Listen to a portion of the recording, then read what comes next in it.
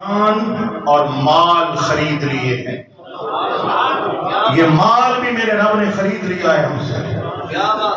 اور جن سے یہ سودا ہوا تھا، جب مال کی بات آتی ہے تو گھر کی دیواروں پہ ہاتھ پھیر پھیر کر دیکھتے ہیں.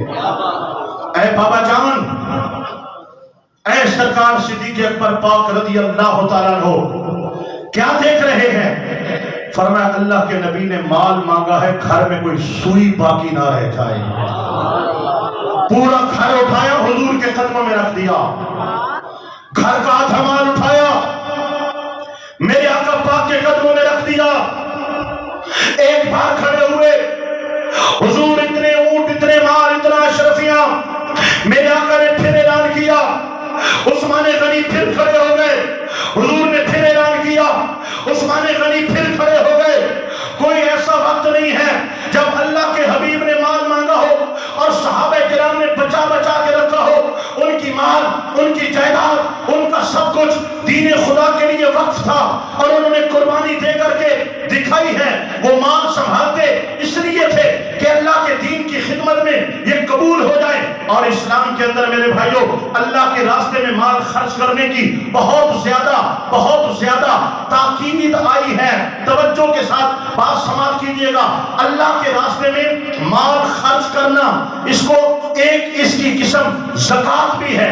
قرآن میں سب سے زیادہ اللہ نے نماز کا ذکر کیا ہے، اور اکثر مقامات پر جب اللہ نماز کی بات کرتا ہے ساتھ زکوٰۃ کی بات بھی کرتا ہے. کیوں میرے بھائیوں؟ اس لیے کہ اللہ کے محبوب علیہ السلام جانتے ہیں، میرا رب جانتا ہے، بغیر مال کے، بغیر پیسے کے، توجہ دینا، بغیر پیسے کے دین کا کام نہیں ہونے والا. حکمت عملی کے تحت مسلمانوں کو یہ تلقین کی گئی کہ دین کے لیے مال دیتے رہا کرو. خدمت دین یہ صدقہ جاریہ ہے، یہ مال مٹنے والا نہیں ہے، یہ باقی رہ جانے والا ہے. ابھی استاد العلماء علامہ بشیر احمد بابی صاحب آپ سے مخاطب تھے. بہترین عالم دین ہیں، استاد العلماء ہیں، لیکن ایک طریقے سے ساتھ وہ آپ سے ریکویسٹ کر رہے تھے، اپیل کر رہے تھے، اور آپ کو اللہ پاک جزائے خیر عطا فرمائے. لاکھ روپیہ، 50 ہزار روپیہ، 25 ہزار روپیہ، 10 ہزار، 5 ہزار والے آئے، اپنی خدمت کی، اور جو ہے وہ 10 لاکھ سے بھی زیادہ جہاں پر پیش کر اس ادارے کی ترقی اور تعمیر کے لیے اور چلانے کے لیے اپنی خدمات پیش کی ہیں. اللہ سب کو جزائے خیر عطا فرمائے. کچھ لوگ سوچتے ہوں گے جلسے کے نام پہ آئے ہیں اور یہاں پر جو ہے یہاں پر اگاڑی شروع کرنی ہے وغیرہ وغیرہ. تنقیدی لوگ، میرے آقا نبی کریم علیہ السلام مسجد نبی کی تعمیر ہوتی ہے تو اللہ کے رسول علیہ السلام صحابہ کرام سے مال جمع کرنے کا حکم فرماتے ہیں. غزوہ تبوک کی بات آتی ہے، میرے آقا نبی پاک علیہ السلام صحابہ کرام کو مال جمع کرنے کا حکم فرماتے ہیں. باقاعدہ فنڈ ہوتا ہے، چندہ ہوتا ہے، صحابہ کرام تھوڑا یا زیادہ پیش کرتے ہیں. یہ آقا پاک کون ہے؟ جو خود فرماتے ہیں اللہ نے مجھے یہ اذن عطا فرمایا، میں چاہوں یہ پہاڑ سونے کے بن جائے اور میرے ساتھ چلنا شروع کر دیں. ایک پہاڑ کی طرف حضور اشارہ کرے، سونے کا بن جائے، زمانے میں بیچو، مسجدیں بناؤ، مدارس بناؤ، جہاد کو جاؤ. حضور نے ایسا کیوں نہیں کیا؟ آقا پاک ایسا کر سکتے ہیں. یہ اللہ پاک نے حضور کو توفیق عطا فرمائی ہے. امت کی تعلیم کے لیے میرے آقا نے فنڈ کیا ہے، چندہ کیا ہے، صحابہ کرام کو ترغیب دلائی ہے تاکہ بعد میں آنے والوں کو یہ سمجھ لگتی رہے کہ اس طرح مجمع لگا کر دین کے لیے پیسے جمع کرنا یہ بدعت نہیں ہے، میرے نبی کی سنت ہے. اور یار سبحان اللہ تاکھو کھڑے ہو کر اعلان کرنا، میں اتنا دوں گا، میں اتنا دوں گا، میں اتنا دوں گا. یہ دکھاوا نہیں ہے، یہ ریاکاری نہیں ہے، یہ میرے نبی کے صحابہ کرام کی سنت مبارکہ ہے. لہذا میرے بھائیوں، یہ سارا نظام کیا ہے؟ پتہ چلا اسلام جو انفاق فی سبیل اللہ، اللہ کے راستے میں خرچ کرنے کا درس دے رہا ہے، یہ اس بات میں حکمت ہے کہ یہ دین کا کام بغیر مال کے، بغیر دولت کے نہیں چلنے والا. اب ترجیحات میں ان کی بتاؤں اور پھر اپنی بتاؤں تو کتنی تفصیل ہو جائے گی. سنو، ان کا مال جہاد کے لیے، ان کا مال مسجدوں کے لیے، ان کا مال اسلام کی خدمت کے لیے، ان کا مال مدارس کے لیے، ان کا مال اللہ کے دین کے لیے ہمارا مال کہاں خرچ ہو رہا ہے، ہماری ترجیحات کیا ہیں؟ ایک ہوتی ہے انسان کی ضرورت، مکان ہے، یہ انسان کی ضرورت ہے، بڑی توجہ دینا، ایک انسان کی ضرورت ہے، مکان ہے، رہنا سہنا ہے، کھانا پینا ہے، لباس ہے، وغیرہ وغیرہ، یہ ساری چیزیں ضروریات میں سے ہیں۔ لیکن دوستو ہماری ترجیحات یہ ہیں کہ جو شادی 2 لاکھ میں ہو سکتی ہے ہم 5 لاکھ لگانا وہاں ضروری سمجھتے ہیں، جو شادی 5 لاکھ میں ہو سکتی ہے ہم قرضہ لے کر ادھار اٹھا کر 10 لاکھ روپیہ خرچ کرنا، یہ ہماری ترجیح ہے کہ شادی پہ پیسے لگاؤ، یہ ہماری ترجیحات ہیں کہ میلوں پہ پیسے لگاؤ، یہ ہمارا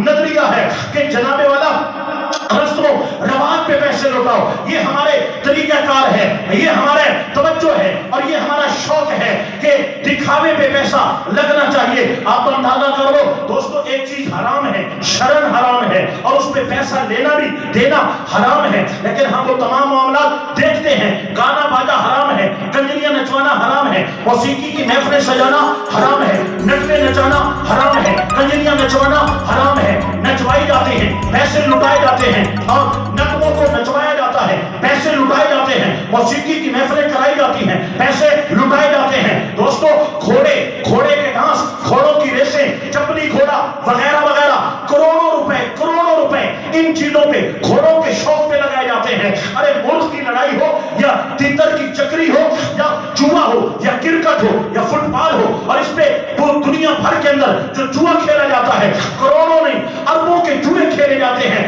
یہ دولت، یہ ہماری ترجیح ہے کہ جوئے پہ لگاؤ، شادی پہ لگاؤ، مشاعرے پہ لگاؤ، میراثیوں پہ لگاؤ، کنجریوں پہ لگاؤ، ڈھولوں پہ لگاؤ۔ ان کاموں پہ ہم کتنا پیسہ، کتنا سرمایہ لٹا رہے ہیں؟ کیا یہ شوق مساجد کے لیے ہے؟ کیا یہی جذبہ مدارس کے لیے ہے؟ کہ یہی جذبہ علماء کے لیے ہے؟ کہ یہی جذبہ طلباء کے لیے ہے؟ کہ یہی جذبہ کہ ہم مدرسے میں کمرہ بنوا لیں، ہم 5 لاکھ سے کمرہ ہال بنا لیں، 2 لاکھ سے ہم کوئی برآمدہ بنوا لیں، ہم 4 لاکھ 5 لاکھ ذریعہ لے کے دے دیں، ہم 10 لاکھ کسی مسجد مدرسے کی بلڈنگ کی چھت کے لیے صدقہ جاریہ کر لیں، ہم فرش بنوا لیں، ہم کھڑکیاں لگوا دیں، ہم بجلی کا نظام چلوا لیں، ہم درسگاہ میں غلہ پہنچا دیں، ہم کسی ایک استاد محترم، قاری یا عالم صاحب، استاد العلماء کی تنخواہ اپنی جیب سے دے دیں، ہم 5 بچوں کا ماہانہ جو خرچہ ہے، راشن کا خرچہ ہے، پڑھائی کا خرچہ ہے، وہ اٹھوا لیں۔ نہیں، یہاں میں ان لوگوں سے بات نہیں کر رہا جنہوں نے ابھی لاکھوں دیے ہیں، 50,000 دیے ہیں یا جتنے بھی دیے ہیں،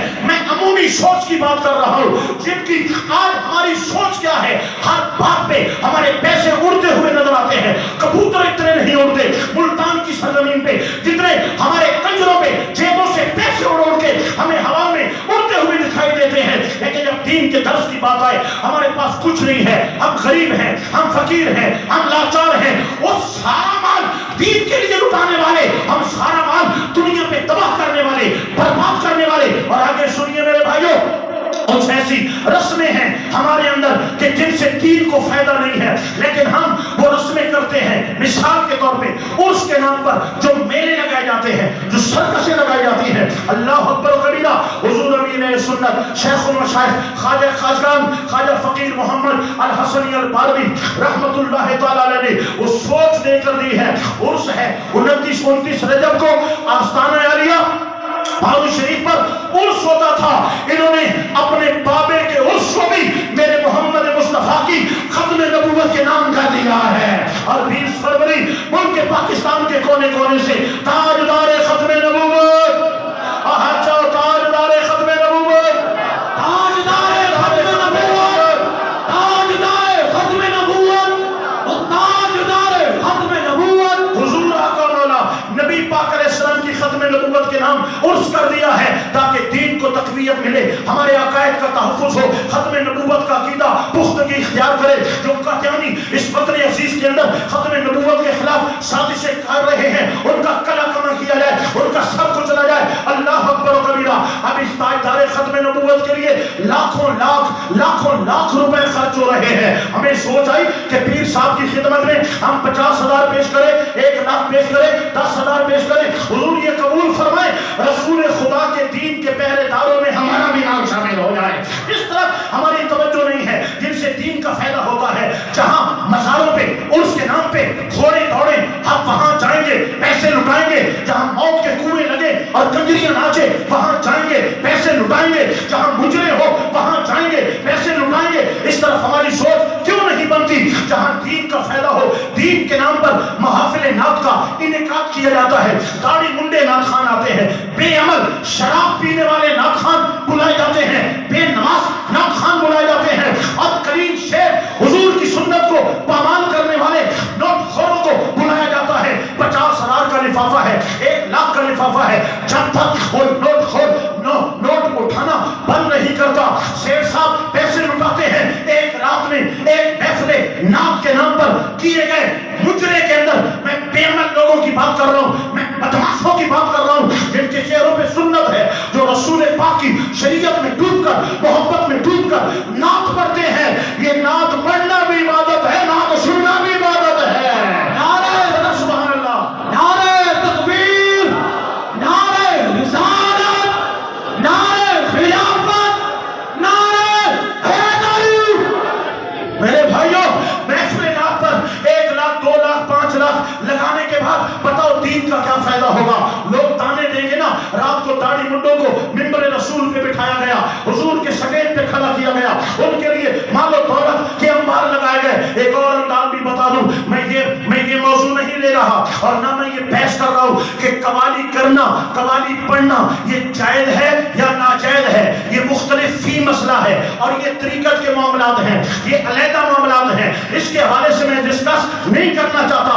لیکن جو شرابی قوال بلائے جاتے ہیں، جن کی داڑھی نہیں ہے، جن کو کلمہ نہیں آتا، جن کو نماز نہیں آتی، جو ڈھول بھاجے سنگیاں لے کر آتے ہیں، ایسے شعر پڑھتے ہیں جن میں اللہ کی توہین ہے، حضور کی توہین ہے، ان کو بٹھایا جاتا ہے، بلایا جاتا ہے، قوال پڑھائے جاتے ہیں، ان پہ ایک رات میں لاکھوں روپیہ لٹایا جاتا ہے۔ کون سا تم دین کا فائدہ کر رہے ہو؟ کون سی تم خدمت دین کر رہے ہو؟ یہ ہماری ترجیحات ہے۔ ہم نے پیسہ کہاں کہاں لٹایا ہے۔ مدرسے ویران ہو گئے، مدرسوں کی چٹائیاں ویران ہو گئی، کبھی لنگر کا چنتا ہے، کبھی لکڑ کا چنتا ہے، کبھی اساتذہ کی تنخواہیں نہیں ہے، کبھی بجلی کے بل نہیں ہے، کبھی راشن نہیں ہے، کبھی طلباء کی کتابیں نہیں ہے۔ میرے بھائیو، خدارا اپنا قبلہ درست کرو، اپنی سوچ درست کرو، یہ صدقہ جاریہ ہے۔ اللہ کے نام پہ پیسہ دینے سے پیسہ گھٹتا نہیں ہے۔ قرآن میں رب نے وعدہ کیا ہے، تم میری راہ میں دیتے جاؤ گے، تیرا رب بڑھاتا جائے گا، بڑھاتا جائے گا۔ نعرہ تکبیر، نعرہ رسالت، نعرہ خلافت، نعرہ حیدری۔ میں یہاں پر بیٹھ تشریف فرما نہیں ہے، لیکن میں پیٹ پیچھے بھی خراج تحسین ضرور پیش کروں گا ملک غلام یاسین صاحب کو، کہ جن کی محنت کا ثمر ہے یہ آپ کو بلڈنگ نظر آ رہی ہے، یہ زمین جہاں بیٹھے ہوئے ہیں، یہ وضو خانہ، یہ مسجد، یہ درسگاہ کی تعمیر، اس میں اور افراد کا بھی حصہ ہوگا، لیکن مین اور مرکزی کتاب برادر ملک غلام یاسین صاحب کا ہے۔ عظیم الشان مسجد کی توسیع کے لیے بھی وہ تیار، ایسے لوگ بہت کم ہوتے ہیں جن کو اللہ مال بھی دیتا ہے۔ حضرت عثمان غنی والا دل بھی عطا فرماتا ہے۔ اللہ اس جہان کو سلامت رکھے اور اس کے تمام خوابوں کو پائے، ان کی تعبیر ان کو نصیب فرمائے۔ میں آپ سے گوشگزار ہوں میرے بھائیوں، ہم کہاں پیسے خرچ کر رہے ہیں۔ ہمارا پیسہ نہیں خرچ ہو رہا تو مدارس پہ خرچ نہیں ہو رہا، یتیم ہے تو مدارس یتیم ہے، یتیم ہے تو علماء یتیم ہے۔ ہم نے سب سے کم درجہ اپنے معاشرے میں امام مسجد کو دیا ہے۔ آپ دیکھ لو بازار میں سپر سٹور پہ کھڑے ہونے والا نوجوان بھی 20 25 30 ہزار لے رہا ہے، اور 5 وقت نماز پڑھانے والا، بچوں کو قرآن پڑھانے والا، ہم اس کو 10,000 اور 15,000 دے کر احسان جتلا رہے ہیں۔ بعض ایسے بدبخت ہیں، امام رکھ دیتے ہیں، تنخواہ مکہ کر لیتے ہیں، اور پھر کہتے ہیں جب پہلی آئے تو بوا پھونکو، دروازے پہ جاؤ اور اپنی تنخواہ خود پوری کرو۔ کتنا بے حیا اور بے حس معاشرہ بن چکا ہے۔ یہ ہمارا رویہ اسلام کے ساتھ ہے، دین پڑھنے والوں کے ساتھ ہے، دین پڑھانے والوں کے ساتھ ہے۔ تو میں نے 2 نظریوں سے آپ سے بات کی ہے میرے بھائیوں، جانے بھی اللہ کے حوالے کر دو۔ یہ زندگی، یہ اولاد، جو کچھ ہے دین کے لیے پیش کرو۔ بچوں کو مدارس میں پڑھاؤ، بچیوں کو پڑھاؤ، عالم بناؤ، حافظ بناؤ، قاری بناؤ۔ دنیا کی کوئی ڈگری قیامت میں کام آنے والی نہیں ہے۔ اگر آپ کا بیٹا، بیٹی، آپ کا بھائی، خاندان کا کوئی بندہ بھی آپ کی محنت سے دین پڑھ گیا، دنیا میں بھی عزت والے ہو جاؤ گے، قبروں میں بھی عزت والے ہو جاؤ گے۔ اور دوسرا اور آخری پیغام ہے درسگاہوں کا آپ کی فصلوں میں حصہ ہے، ان دینی درسگاہوں کا آپ کے سونے میں حصہ ہے، ان دینی درسگاہوں کا آپ کی زکاتوں میں حصہ ہے، ان دینی درسگاہوں کا آپ کے مالوں میں حصہ ہے، ان دینی درسگاہوں کا لوگوں مت بھولو یہ وہ صدقہ جاریہ ہے جہاں پر اگر خرچ کرو گے جب تک زندہ رہو گے ثواب آپ کے دامن میں ہے، آپ قبروں میں چلے جاؤ گے یہاں پہ خرچ کیے پیسے کا ثواب آپ کی قبروں کو بھی قیامت تک روشن کرتا رہے گا۔ لہذا جنہوں نے مال دیا ہے اللہ انہیں اور زیادہ عطا فرمائے، جو باقی افراد ہیں آپ کی فصلیں ہیں یا کوئی بھی موقع ہے آپ ضرور اس ادارے کے ساتھ تعاون کیجیے۔ اور آخری گزارش میں یہ کرنا ضروری سمجھتا ہوں، 20 مارچ تو ہے نا جی انشاءاللہ سوار والے رہے 20 فروری پچھلی مارچ چاہیے تو میں مارچ کی جماعت کے چلا فروری پیر والا نیاڑا تاجدار ختم نبوت نعرے لیندہ لیندہ آستانے علی امارو شریف سے پہنچا بسان انشاءاللہ تعالی انشاءاللہ تاجدار ختم نبوت۔ گزارش یہ ہے کہ آج مدارس اور علماء کو بعض علماء اور مدارس نے بدنام کر رکھا ہے، ان کا کردار مضبوط نہیں ہوتا، عالم کا کردار مضبوط نہیں ہوتا، لوگ اس کو دیکھتے ہوئے اوروں کو بھی ٹارگٹ کرتے ہیں۔ درس مدرسے کے نظام میں کرپشن ہوتی ہے، اگاڑی زیادہ ہوتی ہے خرچہ تھوڑا ہوتا ہے، ایسے لوگوں کو دیکھتے ہوئے لوگوں کا مدارس سے اعتقاد اٹھ جاتا ہے۔ استاد العلماء علامہ پروفیسر محمد عبدالعزیز باروی صاحب آپ وہ شخص ہیں اگر ان کو اشارہ ملا ہے کہ لاکھ روپیہ آنے والا ہے تو انہوں نے آگے 4 لاکھ کے پروجیکٹ دینی پروجیکٹ کا آغاز کر دیا ہے۔ اپنی طاقت، اپنی ہستی، اپنے قد کاٹ سے بڑھ کر الحمدللہ انہوں نے کام کر کے دکھایا ہے۔ راجن شاہ کی دھرتی پر کس قدر مشکل جگہ جہاں خالی انٹر ہونا بھی ایک مشکل ترین مرحلہ ہے، وہاں بیٹھ کر دین کا کلا بنایا، درس بنایا، وہاں پر طلباء کو پڑھایا، عالم بھی بنائے، حافظ بھی بنائے اور حق 4 یار کے نعرے بھی لگوائے۔ ایک باکردار شخصیت ہے، میں اس لیے نہیں کہ ان کی خوشامد کر رہا ہوں، آپ کو احساس دلا رہا ہوں کہ معاشرے میں پہلی بات علم میں پختہ ہے، بہترین مفتی ہیں، بہترین عالم ہیں، ایسے لوگ بہت کم پائے جاتے ہیں۔ اپنے علم پہ پردہ دینے کے لیے گھنٹے کی تقریر میں 40-40 منٹ شعر دوڑے ٹپے مائیے نہیں پڑھتے، ابتدا سے انتہا تک اللہ کا قرآن پڑھتے ہیں، مصطفیٰ کا فرمان پڑھتے ہیں۔ دوسری گزارش، مخلص ہیں اور اتنے عرصے سے آپ کے علاقے میں دین کا کام کر رہے ہیں، الحمدللہ کردار میں اتنی پختگی ہے آج تک کسی کو انگلی اٹھانے کی ہمت نہیں ہوئی۔ اور خدا سے کیا چاہتا، ایسا امانت دار بندہ، غیرت مند بندہ، خوددار بندہ یہاں پر یہ عظیم الشان مرکز بنا کے بیٹھا ہے۔ دونوں حوالوں سے آپ سے اپیل کروں گا، بچوں کو داخل کرو، عالم بناؤ، قاری بناؤ، خدا اپنے خاندان پہ اپنے آپ پہ رحم کرو، اور دوسرا جتنا ہو سکے آپ کا پیسہ فضولیات پہ نہیں بلکہ دینیات، اسلامیات اور درسیات پہ خرچ ہونا چاہیے، اس میں آپ کا بھی فائدہ ہے، رسول خدا علیہ تحیت و ثنا کے دین کا بھی فائدہ ہے۔